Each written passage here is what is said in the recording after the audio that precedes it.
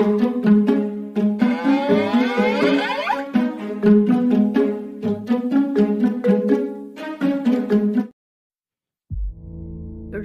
তখন প্রায় 12টা।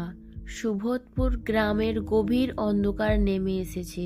ছোট্ট চায়ের দোকানে বসে থাকা কয়েকজন যুবক আড্ডা দিচ্ছিল।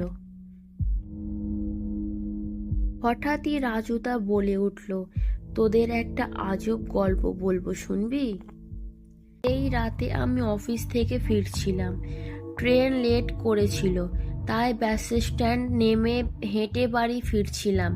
রাস্তার ধারে বড় বটগাছটা পেরিয়ে যেতেই দেখলাম একটা বৃদ্ধ লোক বসে আছে। তার মুখটা অদ্ভুত ফ্যাকাশে, চোখ জোড়া, অস্বাভাবিক বড়। তিনি ফ্যালফ্যাল করে আমার দিকে তাকিয়ে বললেন, খিদে পেয়েছে, কিছু খাবার দেবেন? আমি ব্যাগ হাত দিয়ে দেখলাম সকালে কিনে রাখা একটা পকেট পরোটা ছিল।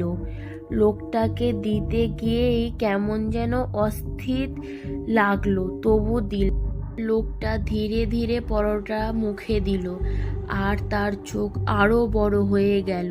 তারপর এক নিমেষে লোকটা গায়েব।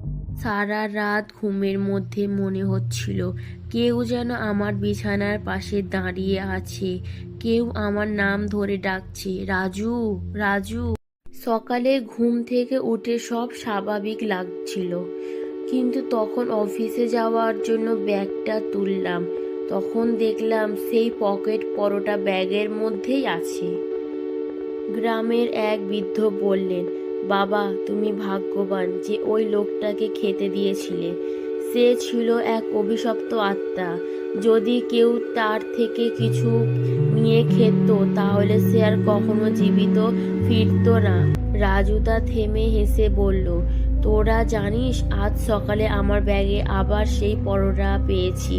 তারপর সে আস্তে করে ব্যাগের চেন খুলে দেখালো, ভিতরে একটা শুকিয়ে যাওয়া কালচে হয়ে থাকা পকেট পরোটা।